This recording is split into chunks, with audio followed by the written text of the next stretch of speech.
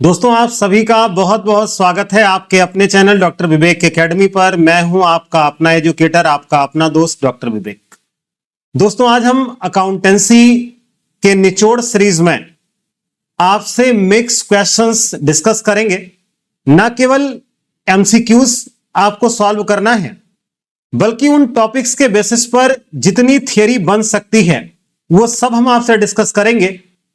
Object सिर्फ इतना है कि आपको न केवल क्वेश्चंस देखने के बाद यह पता लगे कि इसका सही और गलत क्या है, बल्कि आपको यह भी पता लगे कि उसमें सही और गलत क्यों है और उसकी पूरी जो रिलेटेड थ्योरी है वो भी आपको पता चल जाए। दोस्तों क्लास को स्टार्ट करें उसके पहले एक बात मैं आपसे कहना चाहता हूं कि अगर आपको किसी भी क्वेश्चंस पर कोई डाउट है, आपके माइंड में किसी भी तरीके की कोई क्वेरीज है, आपको किसी भी तरीके के कोई पर्सनल गाइडेंस की जरूरत है, तो आप हमें दिए गए नंबर पे फोन कर सकते हैं, आप हमें एसएमएस कर सकते हैं, आप वीडियो के कमेंट बॉक्स में आप उन प्रॉब्लम्स को लिख सकते हैं।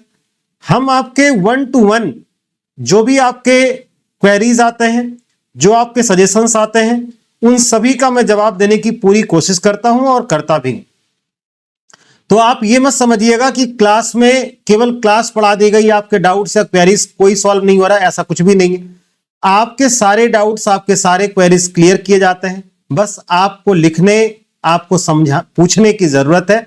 तो इस तरीके से हम आप एक दूसरे के पर्सनल टच और गाइडेंस में बने रहें, जिससे कि आप परीक्षा में अवश्य सफल हो। तो बिना देर किए हुए हम अपनी क्लास को स्टार्ट करते हैं।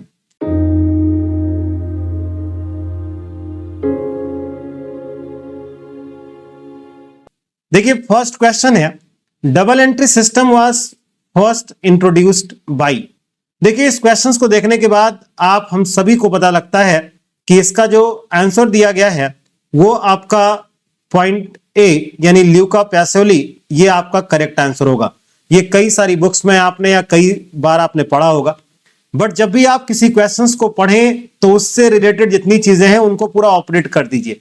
मींस इनके बारे में एक एक चीज आपको पता होनी चाहिए। पता है तो बहुत अच्छी बात है, नहीं तो आप समझते चलिएगा। देखिए डबल एंट्री सिस्टम पर पहली बार साइंटिफिकली जो बुक लिखने का काम किया वो ल्यूकस पैसियोली ने किया था। और ये बुक जो है या ये कॉन्सेप्ट जो दिया गया वो 1494 में दिया गया। तो आपको ईयर याद रखना होगा 1494 का। दूसरी चीज, ल्यूकस पैसियोली के बारे में थोड़ी बात आपको पता होनी चाहिए। ल्यूकस पैसियोली ये इटली के रहने वाले थे, मतलब इनका जो रेसिडेंस था वो इटली में था। और इटली में एक सिटी पड़ती है, उस सिटी का नाम है वेनिस सिटी। ये उस सिटी के रहने वाले थे और ये मैथमेटिक्स के प्रोफेसर थे। और इन्होंने अपनी बुक डी कंप्यूटिसेट स्क्रिप्चरिस में ट्रांजैक्शंस को रिकॉर्ड करने के लिए जिस मेथड को दिया था वो डबल एंट्री सिस्टम था। तो इस तरीके से आपको इस क्वेश्चंस में 2 से 3 चीजें समझ में आनी चाहिए। एक तो आपको ये समझ में आ जाए कि डबल एंट्री सिस्टम का जो कॉन्सेप्ट था उस कॉन्सेप्ट को देने का काम ल्यूकस पैसियोली ने किया था। और दूसरी चीज, ये इटली के वेनिस सिटी के रहने वाले थे और इन्होंने इस कॉन्सेप्ट को 1494 में दिया था। ये कॉन्सेप्ट था क्या? इस कॉन्सेप्ट का जो यूज है वो ये कि बिजनेस में जितने भी ट्रांजैक्शंस होते हैं उनका इफेक्ट 2 चीजों पर पड़ता है। 2 चीजों पर एग्जांपल आप समझिएगा। जैसे क्वेश्चंस में लिखा हो मशीनरी परचेस्ड फॉर कैश। देखिए अगर आपको अकाउंटिंग एकदम नहीं आती तो मैं आपको यकीन दिलाता हूं कि आप क्लास को बहुत अच्छे से देखिए, आपको एक एक पॉइंट आ जाएगा। मींस आपको मैं 0 लेवल से जर्नल एंट्री करना तक इन सारे सीरीज में, जितने भी सीरीज हैं उन सब में मैं आपको सिखा दूंगा।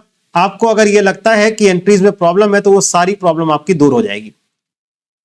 क्वेश्चन है मशीनरी परचेस्ड फॉर कैश।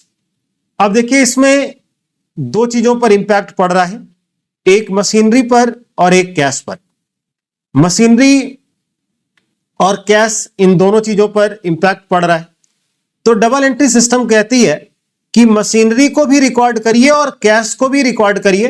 कैसे रिकॉर्ड करिए उसके रूल्स हैं, वो आगे की चीज है, बट वो कह रहा है मशीनरी और कैश दोनों को रिकॉर्ड करिए और इन दोनों को ही अपने बुक्स में लिखना। ये डबल एंट्री सिस्टम कहलाता है, कुछ रूल्स के अकॉर्डिंग लिखते हैं।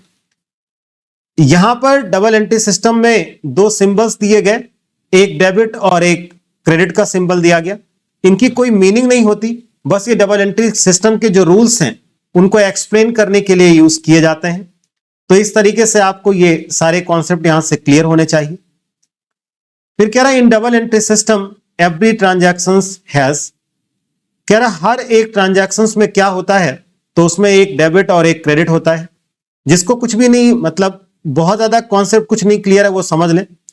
अगर आप डेबिट या क्रेडिट की बात करें तो ये दोनों सिर्फ और सिर्फ सिंबल्स हैं, यानी एक चिन्ह है जिसका यूज डबल एंट्री सिस्टम के कॉन्सेप्ट को एक्सप्लेन करने के लिए किया जाता है।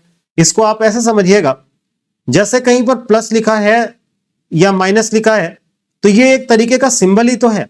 ठीक उसी तरीके से डेबिट और क्रेडिट ये अकाउंटिंग में सिंबल्स यूज होते हैं रूल्स को एक्सप्लेन करने के लिए। कह रहा the basic principle of double entry system, या तो इसका बेसिक प्रिंसिपल क्या है, ये कह रहा है debit equal to credit, assets equal liabilities, capital equal assets minus liabilities, all of this. कह रहा basis of double entries, double entry के अकॉर्डिंग डेबिट इक्वल क्रेडिट होता है, एसेट्स इक्वल लाइबिलिटीज होता है। देखिए इसका इक्वेशन आपका ये होता है assets equal liabilities plus capital. आप इसको कई भी तरीके से लिख सकते हैं। एसेट्स माइनस इधर लाइए तो लाइबिलिटी ये इक्वल कैपिटल हो जाएगा, तो यानी ये भी आपका जो है वो सही है। तो ऑल ऑफ दिस यानी डी ऑप्शन आपका करेक्ट होगा। कह रहा which of the following is not recorded in double entry system. देखिए एक बात आप समझ लें, हम लोग जो भी चीजें रिकॉर्ड करते हैं उसके लिए हमारे यहां कॉन्सेप्ट चलता है, जिसमें एक कॉन्सेप्ट आपका है मनी मेजरमेंट कॉन्सेप्ट का, या मनी मेजरमेंट प्रिंसिपल्स आप कह सकते हैं। इसको हिंदी में कहते हैं मुद्रा माप की अवधारणा। अब इसका मतलब आप समझिएगा, मनी मेजरमेंट कॉन्सेप्ट कहता है कि अगर आप किसी भी ट्रांजैक्शंस को कैश में, यानी उसको आप मनी में मेजर कर सकते हैं, तो आप उन्हें अपने बुक्स में रिकॉर्ड करेंगे। अगर आप उनको मनी में मेजरमेंट नहीं कर सकते तो आप उसे रिकॉर्ड नहीं करेंगे। तो यहां पर आप समझिएगा, क्रेडिट ट्रांजैक्शंस का मतलब आपने तुरंत पैसा नहीं की दिया है, तो इसको आप मनी में मेजरमेंट करते हैं। जैसे आप किसी दुकान से सामान लेकर आते हैं और आप पैसा कहते हो हम बाद में देंगे, तो बाद में दें या अभी दें, कोई ना कोई अमाउंट तो होती है, वो क्रेडिट ट्रांजैक्शन है। आपने तुरंत पेमेंट कर दिया, वो कैश ट्रांजैक्शन आएगा। परचेज ऑफ गुड्स, आप सामान खरीदेंगे तो उसकी कोई ना कोई वैल्यू होगी। अब कह रहा है कौन सा इसमें रिकॉर्ड नहीं होगा। देखिए ए बी डी तो रिकॉर्ड होगा क्योंकि ये तीनों मनी में मेजर्स हो सकते हैं, लेकिन कह रहा है पर्सनल फीलिंग्स, व्यक्तिगत भावनाएं, इसका मतलब ये हुआ कि जो आपकी फीलिंग्स है इसको हम मनी का फॉर्म नहीं दे सकते। ये पर्सन टू पर्सन डिफर करती है और हर किसी के लिए, हर किसी के प्रति जो भावनाएं हैं वो अलग अलग होती हैं। इसका मनी से कोई लेना देना नहीं है, ये आपकी इमोशंस, इन चीजों से होता है। तो कह रहा किसका रिकॉर्ड नहीं होगा, तो सी ऑप्शन आपका करेक्ट होगा, यानी फोर्थ का जो करेक्ट ऑप्शन है वो आपका सी होगा। कह रहा which one is the limitation of double entry system. Double entry system की कौन सी कमी है ये आपको पता करना है। तो इसके देखिए डबल एंट्री सिस्टम का मतलब सिर्फ इतना है, जितने भी ट्रांजैक्शन होंगे उसमें डेबिट इक्वल टू क्रेडिट होता है, ये आपका डबल एंट्री सिस्टम है। अब इसकी लिमिटेशंस क्या क्या है ये आपको समझनी है। देखिए साइंटिफिक सिस्टम होना ये लिमिटेशंस नहीं है, इसकी मेरिट है। कंप्लीट रिकॉर्ड करता है, ये इसकी मेरिट है। यूनिवर्सल एक्सेप्टेंस मतलब हर देश इसको मानता है, इस विधि से काम करता है, तो ये इसकी मेरिट्स, इसके लाभ, इसकी अच्छाइयां हैं। लेकिन कॉस्टली एंड कॉम्प्लेक्स जो है ये इसकी लिमिटेशंस है, यानी सी ऑप्शन आपका करेक्ट होगा। If a firm follow double entry every debit must have equal credit, यानी हर एक डेबिट का इक्वल क्रेडिट होगा, यही डबल एंट्री सिस्टम का बेस है। Which of the following equation always holds true in double entry. देखिए double entry में कह रहा कौन सा इक्वेशन हमेशा सही होगा, तो assets equal liabilities plus capital, ये आप बेसिक याद रखें, इसी के बेस पर आप इस साइड उस साइड ट्रांसफर करके एक दूसरे की वैल्यू को बना सकते हैं। कह रहा है in double entry crediting an account means, कह रहा है एक अकाउंट को क्रेडिट करना है, इसका मतलब क्या है। अब कुछ थ्योरी हम आपको यहां पर एक्सप्लेन कर दें। मैं एक चीज आपसे कहूंगा कि अगर आपने इसका कंप्लीट वीडियो नहीं देखा है इन टॉपिक्स का, तो कंप्लीट वीडियो चैनल पर है, आप उसको देख सकते हैं। वैसे मैं यहां भी एक्सप्लेन कर दे रहा हूं कि अगर आप नहीं भी देखेंगे तो आपका काम अच्छे से चल जाएगा।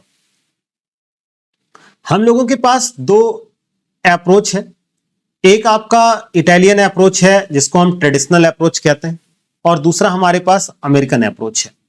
इस क्वेश्चन में अमेरिकन अप्रोच की बात कर रहा है, उस चीज को आप समझिएगा।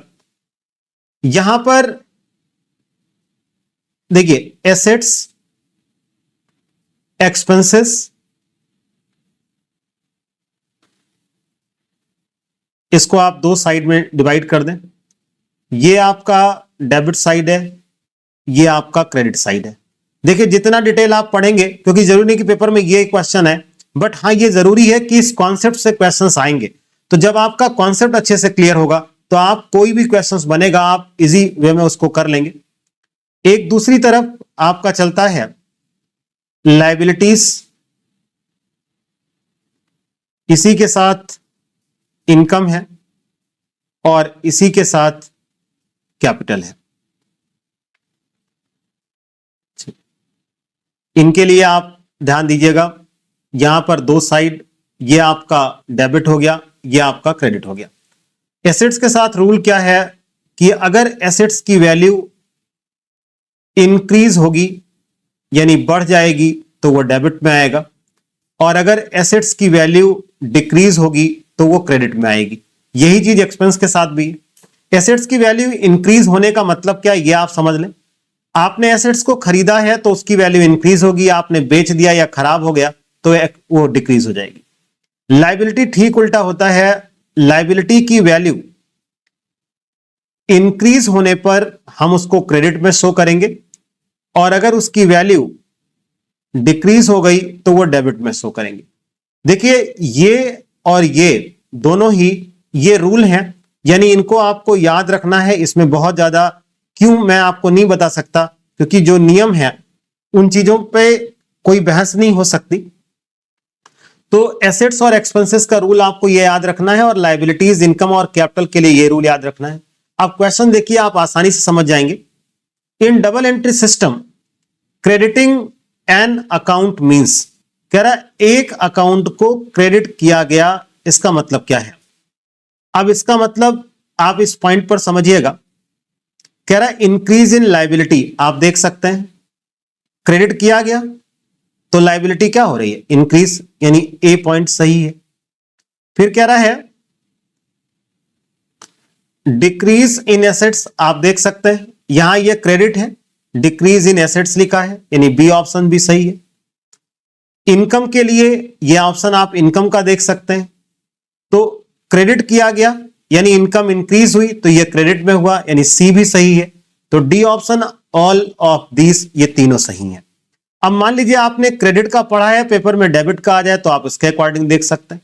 तो आप इन दोनों को एक दो बार नोट करके आप चेक करिएगा, आपको अच्छा समझ में आएगा। विच account is debited for goods purchased for cash, कह रहा अगर आपने गुड्स परचेज किया है फॉर कैश तो आप इसमें से कौन सा अकाउंट डेबिट करेंगे।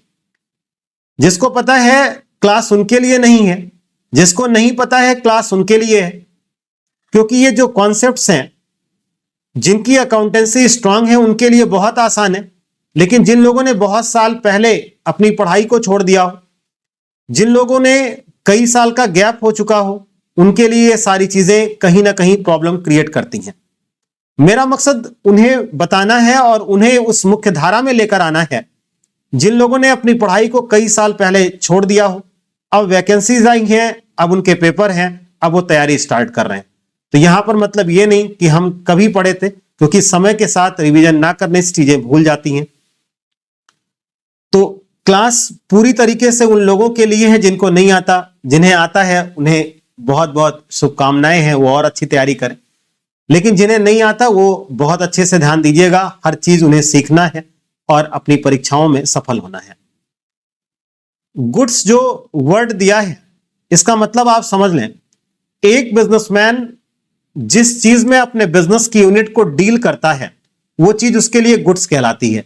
एग्जाम्पल आप समझिएगा, अगर मेरा काम पेन को खरीदना और बेचना हो और पैसे कमाना हो तो वो पेन मेरे लिए गुड्स कहलाएगा। अगर मेरा काम मशीनरी खरीदना और मशीनरी बेचना हो तो वो मशीनरी मेरे लिए गुड्स है। मेरा काम बुक्स को परचेज और सेल करना तो वो बुक्स मेरे लिए गुड्स है। तो कोई भी ऐसी चीज जिसको हम परचेज और सेल करके पैसा कमाने का काम करते हैं, अपने बिजनेस की यूनिट को डील करते हैं, वो चीजें गुड्स कहलाती हैं। अब अगर आप नेचर के अकॉर्डिंग बात करें तो आपको पता है 3 टाइप्स के अकाउंट हैं। गुड्स जो है वो आपका नॉमिनल अकाउंट की कैटेगरी में आता है। तो कई सारे क्वेश्चंस आप यहां से सीखिएगा। अगर गुड्स नॉमिनल है तो परचेज, सेल्स, परचेज रिटर्न और सेल्स रिटर्न, ये चारों ही आपके लिए नॉमिनल अकाउंट में आएंगे।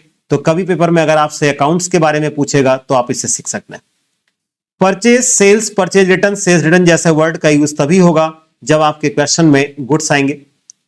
परचेज की अगर आप बात करें तो परचेज बिजनेस के पॉइंट से एक एक्सपेंसेज है। सेल्स बिजनेस के पॉइंट से आप इनकम कह सकते हैं, या इसे आप रेवेन्यू कह सकते हैं, या ये आप प्राप्ति बोल सकते हैं। अब अगर हम बात करें नॉमिनल अकाउंट की तो आप ध्यान से सुनिएगा। नॉमिनल अकाउंट के जब आप रूल्स लिखेंगे तो इसमें डेबिट और इसमें क्रेडिट, ये दोनों चीजें होंगी। डेबिट में आपका एक्सपेंसेस एंड लॉसेस आएगा और क्रेडिट में इनकम एंड गेन्स आएंगे। कहने का मतलब यह है कि जितने आपके खर्चे होंगे रूल्स के अकॉर्डिंग वो चीजें डेबिट होती हैं, जितनी आपके पास इनकम है वो चीजें जो है वो क्रेडिट होती हैं। अब आप क्वेश्चंस को समझिएगा। कह रहा which account is debited for goods purchase for cash. अब आप देखना, गुड्स परचेज दिया है, गुड्स आप परचेज करेंगे तो आपका एक्सपेंस होगा, और नॉमिनल अकाउंट के अकॉर्डिंग एक्सपेंस ऑलवेज डेबिट होता है। तो इट मींस कह रहा कौन सा अकाउंट डेबिट होगा, तो परचेज एक्सपेंस है तो यहां परचेज अकाउंट डेबिट होगा। क्वेश्चन आपसे यह भी पूछ सकता था which account is credited for goods sold for cash, तो फिर आप देखिएगा सेल्स इनकम है, इनकम ये आपका क्रेडिट होता। तो इस तरीके से आपको नॉमिनल अकाउंट गुड्स है, ये सब नॉमिनल है, ये पता लग गया, उसका रूल्स क्या है ये पता लग गया, कौन सा डेबिट होगा ये आपको बता दिया गया। फिर कह रहा which account is credited when goods are sold on credit. कह रहा गुड्स सोल्ड किया गया क्रेडिट पर। देखिए गुड्स आपने कैश में सोल्ड किया हो या क्रेडिट में, आप इस क्वेश्चन नंबर 9 के साथ लिंक करिएगा। जब आप गुड्स सोल्ड करेंगे तो उसके लिए वर्ड सेल्स आता है, सेल्स इनकम है और इनकम ऑलवेज क्रेडिट होती है। तो इस क्वेश्चंस के अकॉर्डिंग जो अकाउंट क्रेडिट होगा वो आपका ए पॉइंट क्रेडिट होगा, यानी sales account. The system that required both aspects of a transactions is, आपको पता है जिस सिस्टम में दोनों चीजें रिकॉर्ड होती हैं उसे हम डबल एंट्री सिस्टम के नाम से जानते हैं। Which of these is not a feature of double entry system? इसमें कौन सा डबल एंट्री सिस्टम का फीचर्स नहीं है? देखिए डुअल एस्पेक्ट इसका फीचर्स है, कंप्लीट रिकॉर्ड करता ये भी फीचर्स है, साइंटिफिक मेथड है ये भी इसका फीचर्स है, कैश बेसिस ओनली, केवल ये कैश ट्रांजैक्शंस को रिकॉर्ड करता है, ये इसका फीचर्स नहीं हो सकता, क्योंकि बिजनेस में कैश और क्रेडिट यानी नगद और उधार दोनों लेन देन होते हैं। जर्नल इज नोन एज, आपको पता है बिजनेस में जो पहली बुक्स है उस बुक्स का नाम जर्नल है, और जर्नल में ऑल टाइप के ट्रांजैक्शंस नोट किए जाते हैं। जर्नल को हम प्राइमरी बुक के नाम से जानते हैं, और प्राइमरी बुक के साथ साथ इसका जो एक नाम और है वो ओरिजिनल बुक है, यानी आप जर्नल को प्राइमरी बुक या ओरिजिनल बुक के नाम से जानते हैं। The process of recording transactions in journal is called, देखिए जब आप जर्नल में रिकॉर्ड करते हैं थोड़ा बहुत इसके बारे में आप समझ लें। जर्नल में अगर आप बात करें तो टोटल यहां पर जो पहला कॉलम आपका होता है वो डेट का होता है, यहां पर आप पर्टिकुलर्स लिखते हैं, उसके बाद यहां पर आप LF यानी लेजर फोलियो लिखते हैं। एक बात ध्यान रखिएगा, जर्नल में लेजर फोलियो लिखा जाता है और लेजर में जर्नल फोलियो लिखा जाता है, क्योंकि हमें क्रॉस चेकिंग करनी होती है। ये डेबिट का हो गया, ये क्रेडिट का हो गया। कोई क्वेश्चन छोटा बड़ा नहीं होता, पेपर में पूछ लेता है जर्नल में कितने कॉलम्स होते हैं। टीजीटी जैसे पेपर में ये पूछा भी गया है, तो टोटल आपके पास 5 कॉलम्स इसमें होते हैं। जब इसमें आप ट्रांजैक्शंस को रिकॉर्ड करते हैं तो एग्जांपल समझिएगा, जैसे ये आपकी लाइनें हैं, तो इसमें जो फर्स्ट लाइन है वो डेबिट के लिए ट्रांजैक्शंस का, सेकंड लाइन क्रेडिट का है, और थर्ड लाइन नरेशन, जिसको आप ब्रीफ एक्सप्लेनेशन बोलते हैं। डेबिट का अमाउंट डेबिट में, क्रेडिट का अमाउंट क्रेडिट में, और जर्नल में जब आप इसको रिकॉर्ड करते हैं तो इसके प्रोसेस को जर्नलाइजिंग बोला जाता है। Each journal entry has how many aspects, अभी आपने देखा डेबिट और क्रेडिट, तो यानी 2 ऑस्पेक्ट्स इसमें आपका करेक्ट होगा। Narration is journal is, narration जो है वो ब्रीफ एक्सप्लेनेशन होता है, जैसे goods purchase for cash, goods sold for cash, और बाकी जैसे ट्रांजैक्शंस हो। Which transactions is recorded in journal proper? देखिए journal proper होता क्या चीज है, पहले ये आप समझ लें। बिजनेस में जर्नल जब हम मेंटेन नहीं करते तो हम लोग सब्सिडरी बुक्स मेंटेन करते हैं। ऐसे बिजनेसमैन जिनके यहां नंबर ऑफ ट्रांजैक्शंस बहुत ज्यादा है, वो एक रजिस्टर के बजाय हर एक नेचर के अकॉर्डिंग ट्रांजैक्शंस के लिए अलग अलग रजिस्टर रखते हैं, जिसे हम लोग सब्सिडरी बुक्स कहते हैं। जैसे purchase book, sales return, purchase return, cash book. लेकिन ऐसे कोई भी ट्रांजैक्शंस जो इन सब्सिडरी बुक्स में प्लेस नहीं पाते, उन्हें हम जर्नल प्रॉपर या प्रॉपर जर्नल में लिखते हैं, और उसमें आपका opening entry, closing entry, rectification, all of this.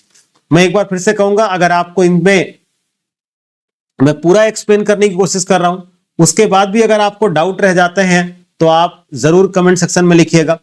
आपको कोई विशेष बात है या कोई ऐसी प्रॉब्लम है तो आप मुझे कॉल या एसएमएस कर सकते हैं। हम आपके सारे डाउट्स को क्लियर करने की पूरी कोशिश करेंगे। इनसे रिलेटेड कंप्लीट वीडियो चैनल पे पड़े हैं, आप उसको देख भी सकते हैं। कह रहा which is not a special journal, इसमें कौन सा स्पेशल जर्नल नहीं है। देखिए cash book, purchase book, sales book, ये जो है ये सब्सिडरी बुक्स में आते हैं। लेजर एक अलग बुक ही है, तो ये आपका जर्नल का पार्ट नहीं है। कह रहा था journal entry for goods return by customer is, देखिए कस्टमर ने गुड्स रिटर्न किया है, उसकी जर्नल एंट्री क्या बनेगी, इस चीज को आप समझिएगा। जब आप कस्टमर को गुड्स सोल्ड करते हैं तो इसमें कुछ चीज आप समझिएगा। अगर कस्टमर की बात करें तो ये पर्सनल अकाउंट है। अगर आपको रूल नहीं पता तो आप इस पॉइंट पर यहां देखिएगा।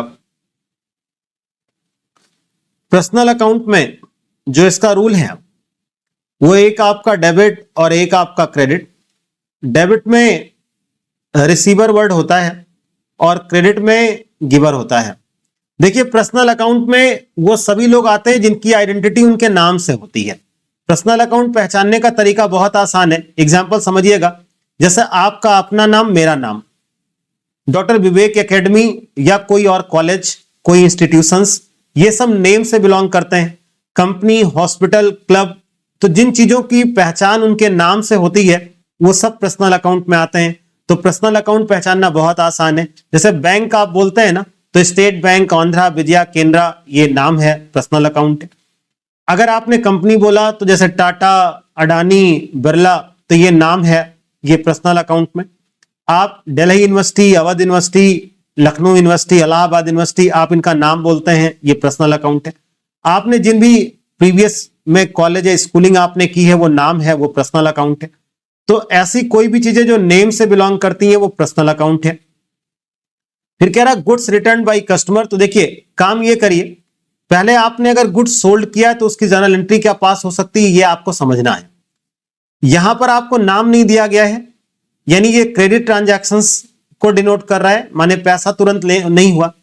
बिजनेस में एक चीज ध्यान दीजिएगा, जिसको भी हम गुड्स क्रेडिट में सोल्ड करते हैं उसको यहां की लैंग्वेज में हम डेटर्स बोलते हैं। डेटर्स लिखा जाता है, डेटर्स पढ़ा जाता है, और डेटर्स का मतलब वो सारे कस्टमर जिनको हम लोगों ने गुड्स सोल्ड किया है क्रेडिट में लेकिन अभी तक पैसा नहीं मिला है। डेटर्स की अगर बात करें तो हमारे आप जैसे इंसान ही होते हैं कस्टमर, इसलिए डेटर्स पर्सनल अकाउंट है। डेटर्स पर्सनल अकाउंट होने के साथ साथ ये एसेट्स का काम करेगा, क्योंकि ये वो कस्टमर्स हैं जिनसे आपको फ्यूचर में पैसा मिलना है। जिन किसी से भी आपको फायदा मिलना होता है या जिससे फायदा मिलता है वो चीजें एसेट्स की कैटेगरी में आती हैं। अब जब आप गुड्स सोल्ड किए होंगे, यानी आज गुड्स रिटर्न होगा, तो गुड्स रिटर्न के लिए सेल्स रिटर्न वर्ड आता है, तो इसके लिए हो जाएगा sales return account debit. Goods को रिटर्न करने का काम डेटर्स ने किया, डेटर्स गिवर है और गिवर ऑलवेज क्रेडिट होता है। तो यहां पर आप बात करें तो टू, जो भी डेटर्स है वो हो जाएगा। टू का मतलब आपको पता है, टू मींस क्रेडिट होता है, ट्रेडिशनली हम लोग इसको टू से लिखते हैं। टू लिखना कोई रूल नहीं है, ये ट्रेडिशन है। तो sales return account debit to debtors, यहां पर ए पॉइंट आपका सही होगा। सेल्स रिटर्न आपका नॉमिनल अकाउंट है और डेटर्स आपका पर्सनल अकाउंट है। Which entry is passed to start books of accounts? कह रहा किसी भी बुक्स ऑफ अकाउंट्स को स्टार्ट करने में हम कौन सी एंट्री पहले करते हैं, तो नाम आप सुन लें। क्लोजिंग नाम ही से है, लास्ट में होगा। रेक्टिफिकेशन तब होगा जब कोई गलती हो जाए। एडजस्टमेंट तब करेंगे जब कुछ चीजें लिखने से छूट गई। ये स्टार्टिंग की बात कर रहा है और स्टार्टिंग में जो एंट्री होती है उसे ओपनिंग एंट्री बोली जाती है। Purchase return is required in, नाम ही कह रहा परचेज रिटर्न कहां रिक्वायर्ड होगा, तो आप देख सकते हैं परचेज रिटर्न के लिए स्पेशल बुक रखी गई है, उसका नाम है परचेज रिटर्न बुक। फिर कह रहा कॉन्ट्रा एंट्री अपीयर्स इन। देखिए कॉन्ट्रा एंट्रीज होती क्या चीज है, बहुत ध्यान से सुनिएगा क्योंकि पेपर में कई बार इससे क्वेश्चंस पूछे गए। जब आप क्या क्या काम करते हैं ये सुनिएगा। Cash deposit into the bank, bank में रुपया जमा किया। दूसरा है cash withdrew from bank for office use, ये दो मेन है। और एक तीसरा है transfer money from one account to another. ये तीन ट्रांजैक्शंस हैं। अब जब आप कैश बुक बनाएंगे और किसके साथ में, बैंक कॉलम के साथ में, तो इन ट्रांजैक्शंस को आप कैश बुक के डेबिट में लिखने के साथ साथ कैश बुक के क्रेडिट में भी लिखेंगे। तो आपने एक ही ट्रांजैक्शंस को एक साथ में दोनों तरफ लिखा है। इसी चीज को हम बोलते हैं कॉन्ट्रा या अपोजिट एंट्री। तो इसका मतलब ये आपका कैश बुक में जब आप लिखेंगे तो ऐसा होता है, लेकिन वो cash book cash with bank column होना चाहिए। कह रहा if machinery is purchased on credit entry will be, कह रहा मशीनरी आपने क्रेडिट में परचेज किया है। तो अब आप एक अकाउंट यहां पर और छूटा था वो भी सीख लें, रियल अकाउंट। देखिए अलग अलग स्लाइड्स पे अलग अलग चीजें आपको बता दी। पहले आपको नॉमिनल का डिटेल बता दिया, उसके बाद आपको पर्सनल का, अब आप रियल समझिएगा। देखिए रियल अकाउंट में वो सारी चीजें आती हैं जो बिजनेस के लिए एज अ एसेट्स का काम करती हैं। अब रियल अकाउंट में अगर आप बात करें जैसे land, building, plant, machinery, furniture, ये सब आपके लिए रियल अकाउंट है। रियल अकाउंट में दो चीजें हैं, एक डेबिट और एक क्रेडिट। डेबिट में ये कम्स इन और ये गोज आउट, ये इसका रूल होता है। कह रहा मशीनरी आपने परचेज किया है तो मशीनरी आपके बिजनेस में कम्स इन होगा और कम्स इन ऑलवेज डेबिट होता है। तो आप एक से ही मिला सकते हैं मशीनरी अकाउंट डेबिट, तो ये सही होगा। जिससे भी हम क्रेडिट में परचेज करते हैं उसको क्रेडिटर्स बोलते हैं, जिसको क्रेडिट में सोल्ड करते हैं उसको डेटर्स बोलते हैं। क्रेडिटर्स पर्सनल अकाउंट है, ये गिवर है और गिवर ऑलवेज क्रेडिट होता है। Which book is called book of prime entry, इसमें से किसको आप प्राइम का मतलब प्राइमरी एंट्री, प्राइमरी मींस आपका जर्नल, सेकेंडरी होता तो वो लेजर होता। Ledger is also known as, देखिए आ गया कि लेजर को आप किस नाम से जानेंगे, principal book of accounts ledger बोला जाता है। कह रहा पोस्टिंग इज डन फ्रॉम, कह रहा पोस्टिंग का मतलब क्या है, जब आप जर्नल से लेजर पर जाते हैं तो जर्नल से लेजर पर जाने के प्रोसेस को हम पोस्टिंग कहते हैं, यानी जर्नल टू लेजर, यानी बी ऑप्शन आपका करेक्ट होगा। कह रहा debit balance in ledger usually represents, कह रहा लेजर में अगर किसी चीज का डेबिट बैलेंस है तो वो क्या है। एक चीज आप समझना इसमें, डेबिट बैलेंस किसका होता है और क्रेडिट बैलेंस किसका होता है। बिजनेस में जितनी एसेट्स होती है और बिजनेस में जितने एक्सपेंसेस होते हैं, एसेट्स का और एक्सपेंसेस का, इन सब का जो टोटल होता है वो डेबिट साइड का ज्यादा है, इसी को डेबिट बैलेंस कहते हैं। लायबिलिटीज, इनकम और कैपिटल, इनका जो है वो आपका क्रेडिट बैलेंस होगा। अब देखिए पूछा किससे है, डेबिट बैलेंस कह रहा है किसके लिए आएगा, तो आपको पता है लायबिलिटीज का क्रेडिट बैलेंस होता है, इनकम का क्रेडिट होता है, कैपिटल क्रेडिट होता है। तो डेबिट बैलेंस आपका बचा किसका, एसेट्स के लिए, यानी बी ऑप्शन आपका करेक्ट होगा। कह रहा which of the following will have normally a credit balance, किसका बैलेंस क्रेडिट होता है। यहां देखिएगा कैश ये एसेट्स है, डेटर्स एसेट्स है, फर्नीचर एसेट्स है। अब जब आपको इतना डिटेल समझ में आ जाएगा तो कोई क्वेश्चन आपका गलत होना ही नहीं है। ये तीनों एसेट्स है, एसेट्स का बैलेंस डेबिट होता है, तो इसमें क्वेश्चन कह रहा है कि इसमें से किसका क्रेडिट बैलेंस होगा, तो क्रेडिट बैलेंस लायबिलिटी का होगा, यानी सी ऑप्शन आपका करेक्ट है। Trial balance is prepared to check, trial balance बनाया जाता है किस बात को चेक करने के लिए, तो ट्रायल बैलेंस जो आप प्रिपेयर करते हैं वो arithmetical accuracy of ledger accounts के लिए बनाया जाता है। अगर ट्रायल बैलेंस का डेबिट और क्रेडिट का टोटल मैच कर गया तो हम ये मान लेते हैं कि हमारा जो है जनरल लेजर मैथमेटिकली सही है। एक बात ध्यान दीजिएगा, ट्रायल बैलेंस जो है ये एक आपका स्टेटमेंट है, ये एक पर्टिकुलर टाइम पर बनाया जाता है, इसीलिए इसके साथ एज ऑन या एज एट जैसे वर्ड का यूज किया जाता है। If trial balance does not tally, कह रहा है ट्रायल बैलेंस मैच नहीं कर रहा है, it indicates error in journal, error in ledger posting, error in balancing. कह रहा है कि ट्रायल बैलेंस मैच नहीं किया तो इसका मतलब गलती जर्नल से भी हो सकती है, लेजर में भी हो सकती है, और एरर इन बैलेंसिंग, यानी इनमें से सभी आपका डी ऑप्शन करेक्ट होगा। Which account is never shown in trial balance, कह रहा है इसमें से कौन सा अकाउंट है जो ट्रायल बैलेंस में नॉर्मली नहीं दिखाया जाता, नेवर शोन का मतलब यही है। तो इसमें क्लोजिंग स्टॉक नॉर्मली हम शो नहीं करते। Which type of error does not affect trial balance, तो इसमें देखिए error of commission, omission, principle, ये तीनों ही एरर ऐसे हैं जो ट्रायल बैलेंस से शो नहीं होते। एरर्स के लिए पूरी वीडियो पढ़ी, आप चाहें तो देख सकते हैं। सस्पेंस अकाउंट कब ओपन किया जाता है, देखिए ट्रायल बैलेंस में जब debit is not equal to the credit, तो जितना पैसा डिफर करता है वो हम एक आर्टिफिशियल अकाउंट में ट्रांसफर करते हैं, जिसे हम सस्पेंस अकाउंट के नाम से जानते हैं। तो सस्पेंस अकाउंट इज ओपन, ये तब ओपन किया जाता है जब आपका ट्रायल बैलेंस डिसएग्री करता है, मतलब ट्रायल बैलेंस मैच नहीं करता है। फिर कह रहा trial balance is prepared on the basis of, trial balance किससे प्रिपेयर होगा, तो देखिए लेजर जर्नल से नॉर्मली प्रिपेयर होता है और ट्रायल बैलेंस लेजर के बैलेंसेस से या टोटल से प्रिपेयर करते हैं।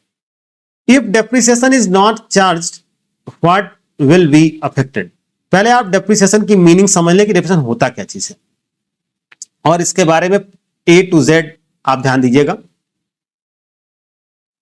अगर आप डेप्रिसिएशन की बात करें तो इसका सीधा मतलब आप समझिएगा, जब आप किसी टेंजिबल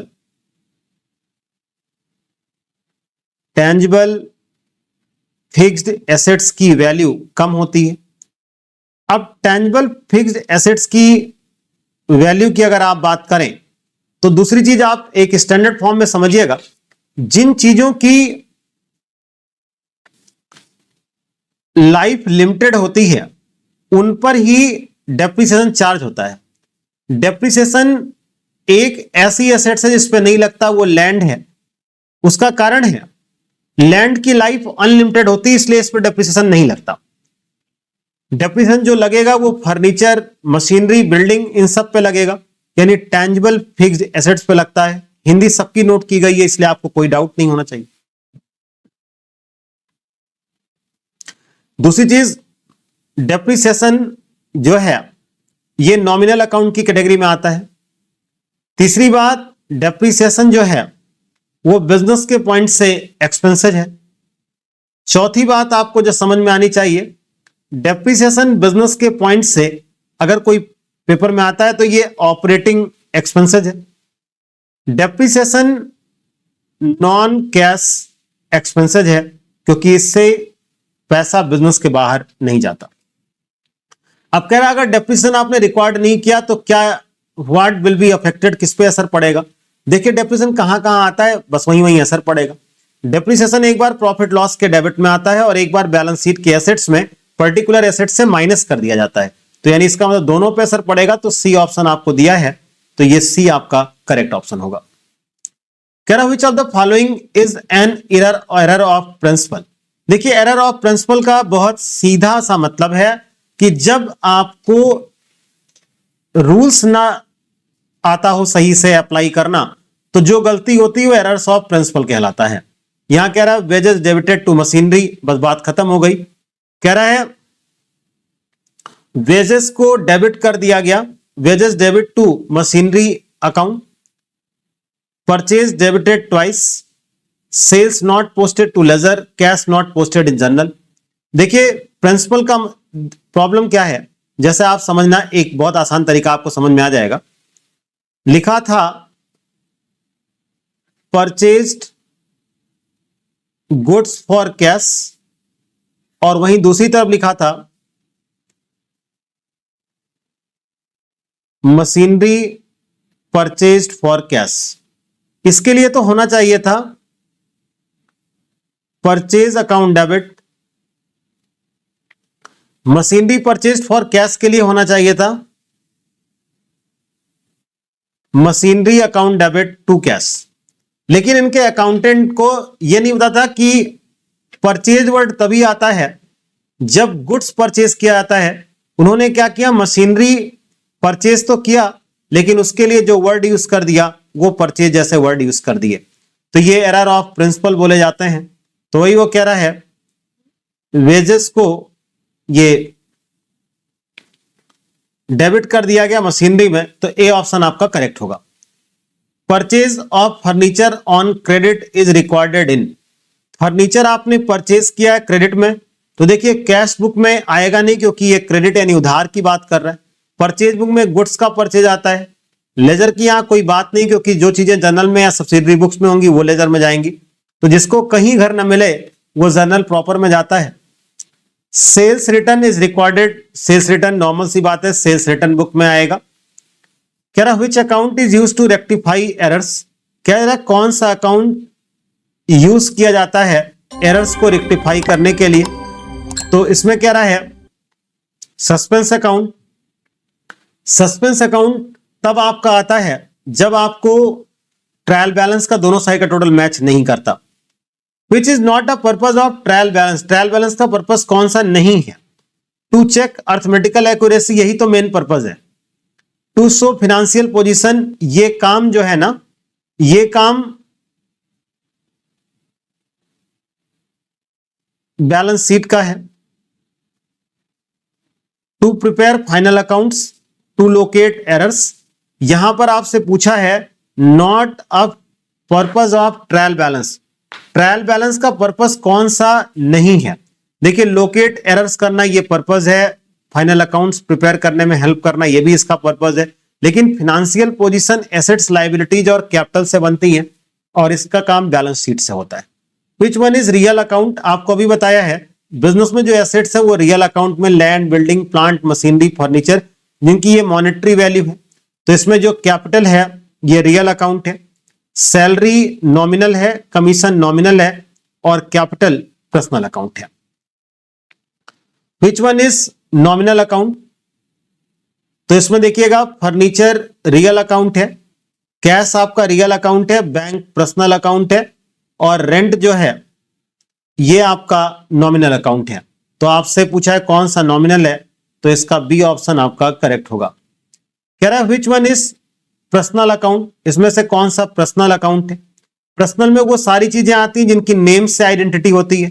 तो पहले ही डेटर्स दिया, डेटर्स मींस कस्टमर होता है, कस्टमर कोई इंसान है और इंसानों से बिलोंग करने वाले अकाउंट्स पर्सनल अकाउंट में आते हैं। Outstanding rent is shown in balance sheet as, देखिए आउटस्टैंडिंग का मतलब किराया देना बाकी है, यानी amount due but not paid, और जो चीज आपके लिए बाकी है वो चीज लायबिलिटी बोली जाती है।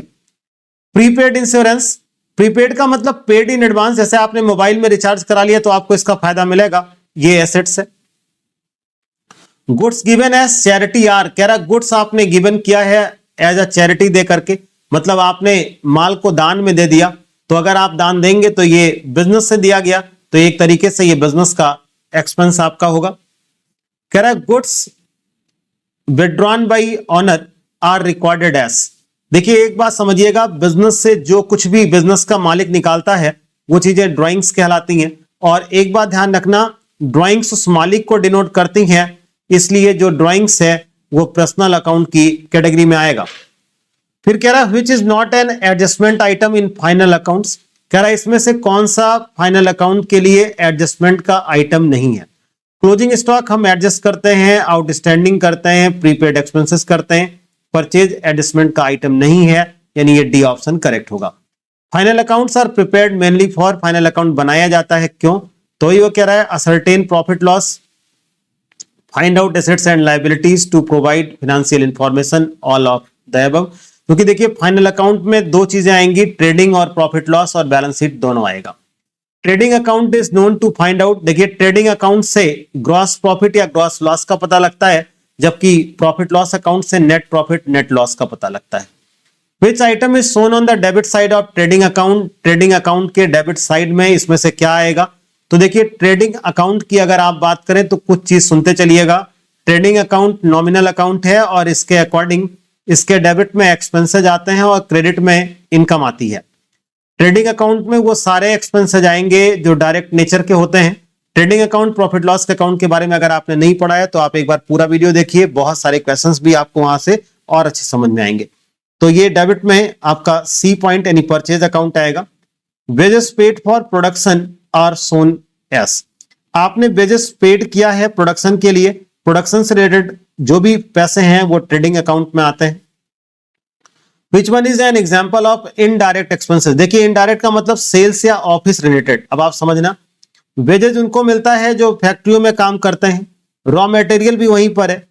यहां पर अगर आप बात करें सैलरी की, तो सैलरी ऑफिशियल पर्पस को मिलता है, तो ये इनडायरेक्ट एक्सपेंस में आएगा। कैरेज आउटवर्ड, अगर इनवर्ड होता तो ट्रेडिंग का आइटम था, आउटवर्ड है तो ये प्रॉफिट एंड लॉस अकाउंट में आएगा। Which account shows financial position of the business, एक बात ध्यान दीजिएगा, फाइनेंशियल पोजीशन